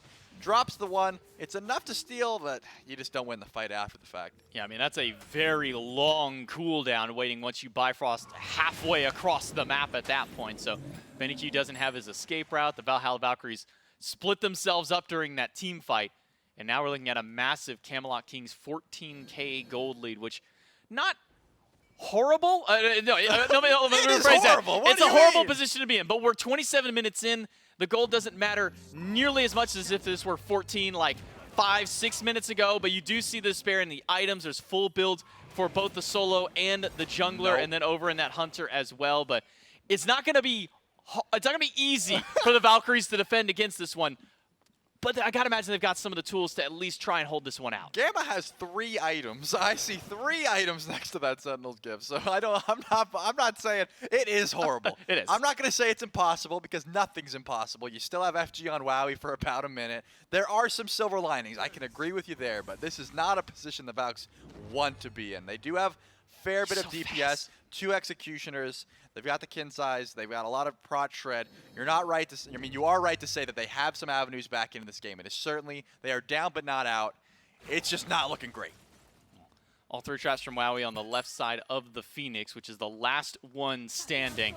Kirmi gets an ultimate onto Variety, but with just Kirmi and Benny Q, I'm not sure that's enough to take down the King Arthur. Instead, Variety will turn and take the 2v1 up against both of them. Some healing from Kirmi, but that healing is not enough. Variety is dealing with 2 different players on the Valkyries, while the rest of the Camelot Kings push up to the final Phoenix. Kraken will slam Aquarius, and before he even has a chance to move back, we'll get the ultimate to try and disengage, but Wowie is caught inside the whirlpool. It's a double kill for Big Man Tings, and the final Phoenix taken off the map. He didn't do enough with the Fire Giant. No, he didn't. That is unfortunate. He used both relics down, and now it looks like the Camelot Kings can just dissect this throne room and decide when they want to go in for the Titan. And it looks about right now, Variety with the stun on the Kirmi, and he will get deleted, and finally the Titan will be looked at. Benny Q is going to put on a hell of a defense with Aquarius, but those damages are not enough. The Camelot Kings will 2-0 sweep the Valhalla Valkyries. Benny goes down, and Aquarius can only watch as the Titan falls. 2-0 to the Camelot Kings. I mean, Big Man Tings was just doing so much there. Not even just damage numbers, just raw DPS. The whirlpools were constantly there, making sure to pull everyone in and cripple them so they couldn't use their escapes. Off cooldown almost immediately with those Bumba's hammer procs. Just so much to deal with, and goes undying as well. That Poseidon pick, we've seen some success and some not success. This time around, very successful was the mid laner of the Camelot Kings. I mean, it felt like Big Man Tings wasn't even touched during the entirety of that last, 4 or 5 minutes of play. And, one thing that we always talk about is it's going to have a hard time winning a game if you can't kill the carries. Well, killing a carry be damned. If you can't even touch one of the carries in a team fight, you're going to have a hard time finding a win. Yeah, and especially that right before that Fire Giant got taken, right? The fight was pretty close. The Valks get a solid pick, and then the Camelot Kings answer back with a solid pick. And then BMT just says, I'll chase everyone down. I don't really care about this. I'll spam my abilities as much as possible. So going undying and just being in the right place at the right time, doing so much damage for his team. Camelot Kings, they pull out a win in game number 2. That's going to be all from us here on the cast. We'll throw it over to the desk to close out the set. The Camelot Kings start off their phase in 2-0 fashion. Of course, a 2-0 win over the Valkyries, and then a win earlier on this weekend against the Jade Dragons. A dream start for the Kings, but maybe an expected start here, Miff, when the Camelot Kings, one of the strongest teams in Phase 1, looked good during Masters, and now start off well here in the second phase of the year. I think they break it down very well at the end there, in that if you can't close gap on a Big Man Tings, you're going to be hard-pressed to beat the Camelot Kings. Even in the team fights with the Valhalla Valkyries. That was on purpose, right? Yeah, even though the team fights for the Valhalla Valkyries were looking good around the Fire Giant engages, it was always Big Man Ting surviving till the end. I mean, there was one fight where Genetics gets instantly pulled out. He's isolated, killed, and then the fight goes long enough that Genetics is able to respawn. Big Man Ting still surviving, is rejoined by his support, and from the brink, it was like a 2 versus 4, and they take out 3, I believe. And if that's the case, how are you going to find these wins? And even in some of these later team fights afterward, after that initial Fire Giant, the Valhalla Valkyries were trying to like isolate individual members of the Kings, and unfortunately for the Valkyries, they attempted to shut down Variety, and well, Variety's HP bar is just not going to move with all that physical defense he had stacked up against this quad physical draft from the Valks. Valkyries had a little bit of pushback around the midpoint of this game, but not nearly enough. And it's exactly what we were worried about. You mentioned the quad physical. We saw early it was like 2 items for Variety. Go Sovereignty into the Glad Shield, and at that point, the King Arthur already felt unkillable, and it just got worse throughout the rest of this game. Big Man Tings puts on a clinic on this Poseidon, a 14 KDA. And Miff, another example, now this is a bit of a side note because it was the final item in a game where he only got to use that item for a couple of minutes. Another Staff of Mirrodin game on the Poseidon was zooming around the map, had Doom Orb and Toxic Blade. That style of play, that style of build maybe, has been on the increase a little bit. But 9-0-10, I think the Camelot Kings will take that every day of the week. Yeah, the Bumpus Hammers procs also for Big Man Tings. It's just Tidal Surge, land my auto, Tidal Surge, land my auto. Now there's a Whirlpool, land my auto. Okay, here's the thing, another Tidal Surge. It just felt like that cooldown style build really suited him very well. And even when you were closing gap on this Poseidon, he is so fast, he's so mobile, he's knocking you away, he's dropping Kraken on his feet. Just such a slippery selection. And well, the Valhalla Valkyries were struggling mightily finding their opportunities to close gap on him. Yeah, Camelot Kings, Miff. This is the team who's just got momentum at their back at the moment, a team that doesn't show many signs of slowing down. And so you start off your phase against the Jade Dragons, again, 2-1 win there, and then a 2-0 win over the Valhalla Valkyries.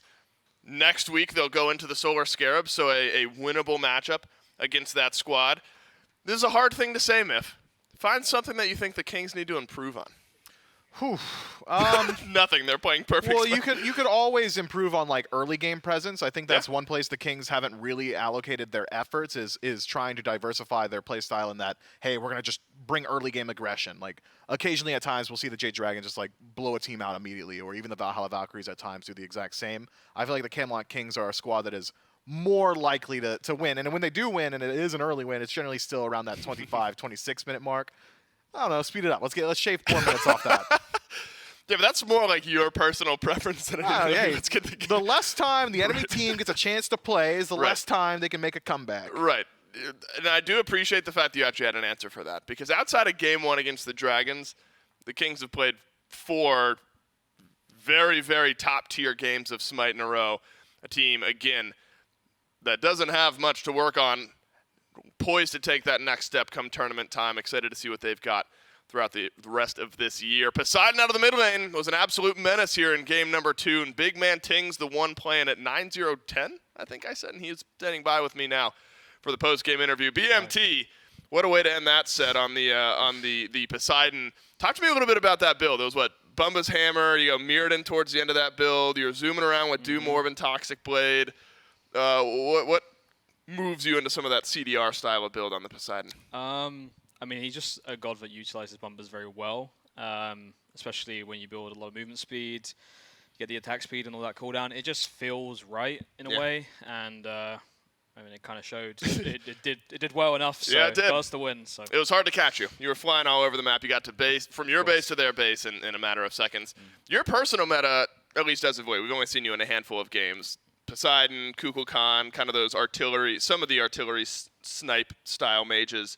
Why do you think you have leaned into those styles of picks a little bit more? At the end of the day, I just play what I think's good and what I think I'm good at. I think that's just the best way to go about things. It's a bit rough recently with the ADC meta and stuff, but at the end of the day, we're just trying to bring mages back as a mage player, trying to get the propaganda out the way and get the mages back in mid. That's the plan. Look, and Variety is stuck with the warriors in solo lane. You're sticking with the mages in mid, and look, you guys are looking good for it. Congrats on the win, and best of luck in your next matchups. Thank you, thank you. Camelot Kings absolutely rolling here, Miff. And you know what? I appreciate a team and the ability to stick to your guns. Variety's loving the Warriors in solo. Big Man Tings is sticking with the mages in the mid lane. I guess Guardians have just been Guardians in support, but am I pounding my fist a lot?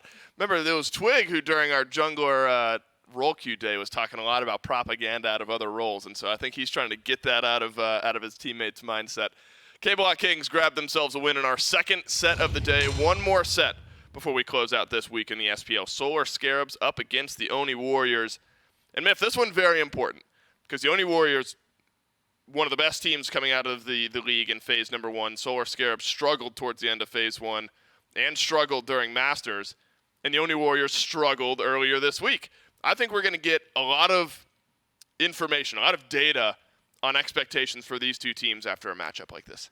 I think the Solar Scarabs have got a lot riding on this set as well. That is a team that has been at the forefront of the conversation about the SPL holistically. You know, a squad that's had a lot of time now to gear up, to wind up, to show us what they've been working on, how they've been iterating. And a lot of time it's, man, they're looking improved. They're looking improved. They're looking so much better. Oh, this week was better than last week. And then all of a sudden you've got a pretty poor performance at Masters. You have a rough phase 1 as well. And a lot of the teams and a lot of these players and a lot of the fans at home have been a little bit iffy on the Solar Scarabs. So anytime we could just see a win from them is going to mean so much because confidence is waning in this squad. Agreed. It's wins in the win column. That's what we got to get building up now for the Solar Scarabs. It all kind of culminated during the Worlds run towards the end of Season 8. Need some dubs for the Solar Scarabs moving forward this year. Oni Warriors versus Solar Scarabs, our final match of the week, coming up next.